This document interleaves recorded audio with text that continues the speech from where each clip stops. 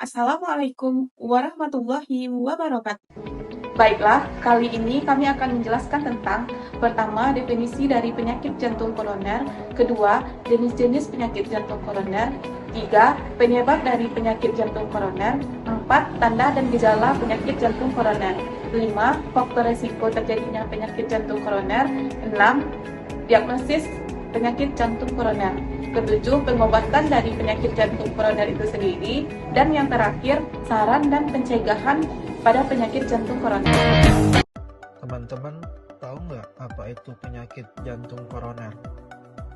Penyakit jantung koroner atau bisa disingkat PJK adalah terjadinya penyempitan atau penyumbatan pada pembuluh darah koroner yang bisa menghentikan aliran darah ke otot jantung, terutama ventrikel kiri yang memompa darah ke seluruh tubuh, sehingga sistem kontrol irama jantung akan terganggu dan bisa menyebabkan kematian. Di sini saya akan menjelaskan tentang jenis-jenis jantung koroner. Jenis-jenis jantung koroner dibagi menjadi 5 bagian. Yang pertama ada silent ischemia, ischemia diam atau simptomatik. Itu tidak ada gejala pada dada, tetapi jantung merasa kekurangan oksigen. Yang kedua itu ada apnea pectoris stabil, di mana dada terasa sangat nyeri seperti ditusuk atau ditekan dan sesak yang muncul karena aktivitas fisik seperti stres dan hilang saat istirahat. Dan yang ketiga ada apnea pectoris tidak stabil, di mana yang muncul pada saat istirahat. Yang keempat ada infark miokard akut, yaitu serangan jantung, kematian sel jantung karena aliran darah terblokir total. Yang kelima atau yang terakhir ada sindrom koroner akut SKA, payung untuk angina tidak stabil dan infomiokard, termasuk vasospasme koroner seperti angina present mental, nyeri akibat spasme arteri. Apa itu faktor penyebab terjadinya penyakit jantung koroner? Penyakit jantung koroner dapat disebabkan karena adanya penyumbatan pada arteri oleh plak yang dapat menghambat suplai oksigen dan nutrisi ke jantung. Plak ini terjadi karena adanya timbunan pada kalsium atau lemak. Nah, di mana plak dapat dipengaruhi oleh tinggi rendahnya kadar kolesterol pada diri seseorang. Semakin tinggi kadar kolesterol, maka semakin tinggi pula faktor penyebab terjadinya penyakit jantung koroner. Penyakit jantung koroner itu sendiri terjadi diawali dengan adanya penyumbatan pada pembuluh darah, penyempitan pada pembuluh darah, serta pembekuan pada pembuluh darah seseorang. Penyakit jantung koroner ditandai dengan gejala utama berupa nyeri dada, angina pectoris yang khasnya itu rasa tekanan berat atau nyeri seperti tumpukan di dada yang bisa menjalar ke lengan kiri, leher, rahang atau punggung. Gejala ini biasanya muncul saat aktivitas fisik atau saat emosional dan mereda saat istirahat. Selain nyeri dada, gejala lain yang sering muncul meliputi sesak nafas, terutama saat aktivitas ringan hingga sedang, kelelahan berlebihan bahkan tanpa aktivitas berat, keringat dingin, mual atau pusing, terutama pada serangan jantung. Palpitasi, jantung berkembang, gejala aktivitas seperti gangguan pencernaan atau nyeri ulu mati, terutama pada wanita dan lansia.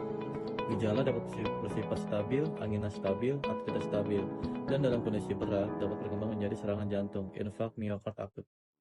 Apa saja itu faktor risiko terjadinya penyakit jantung koroner? Nah, pertama, stres, di mana bagi seseorang yang sering mengalami stres berkepanjangan, itu akan mengakibatkan penyumbatan pada pembuluh darah. 2. Kurangnya aktivitas fisik.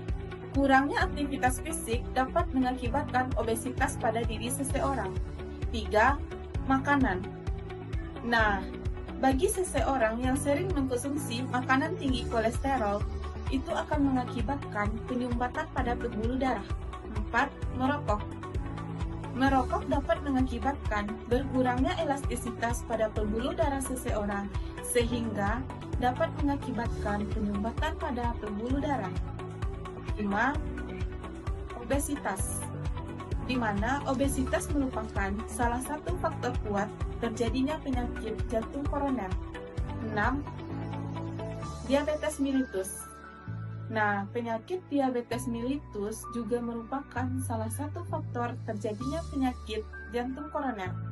Diagnosis penyakit jantung koroner ditegakkan berdasarkan kombinasi gejala klinis, riwayat medis, faktor risiko, dan hasil pemeriksaan penunjang seperti EKG, ekokardiografi, hasil tes jantung, CT scan koroner, atau angiografi koroner. Ciri khas diagnosis PJK ialah gejalanya seperti nyeri dada khas, anginan, sesak nafas, atau kelelahan. EKG menunjukkan perubahan iskemi, kekurangan aliran darah ke jantung. Stres menunjukkan gangguan aliran darah saat aktivitas. CT koroner atau angiografi menunjukkan penyempitan ke penyumbatan arteri koroner. Adanya faktor risiko seperti hipertensi, kolesterol tinggi, diabetes, merokok, atau riwayat keluarga. Jika sudah mengalami penyakit jantung koroner, menurut Kementerian Kesehatan, pengobatan penyakit jantung koroner bisa diberikan berupa obat-obatan golongan nitrat seperti isosorbit dinitrat, decocarb, nitrol, atau varsorbit. Apabila konsumsi obat tidak efektif, maka akan diminta untuk pasien melakukan tindakan medis seperti angioplastik koroner atau pasang ring jantung, bypass jantung jika lebih dari satu arteri yang tersumbat, dan transplantasi jantung yang dilakukan ketika kerusakan jantung sangat parah. Di sini saya akan menjelaskan tentang cara pencegahan dan saran untuk penyakit jantung koroner. Yang pertama itu ada jaga pola makan sehat dengan mengkonsumsi sayur-sayuran, buah-buahan, dan mengurangi makanan yang tinggi kolesterol. Dan satu lagi, menghindari makanan yang berminyak seperti gorengan dan gula yang berlebihan. Yang kedua itu ada rajin olahraga minimal 150 menit dalam seminggu dengan cara jogging, jalan sehat, bersepeda, dan berenang. Gunanya untuk melancarkan peredaran darah di tubuh kita agar jantung kita tetap stabil.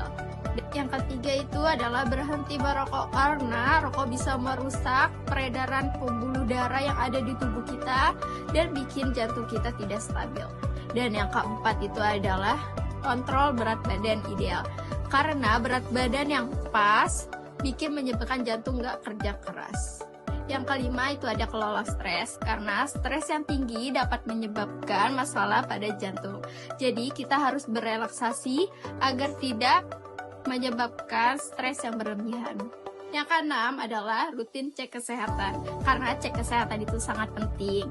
Jadi yang pertama dilakukan adalah cek tekanan darah, cek tekanan gula darah, dan cek kolesterol, agar bisa dikontrol sejak awal apabila ada riwayat tersebut.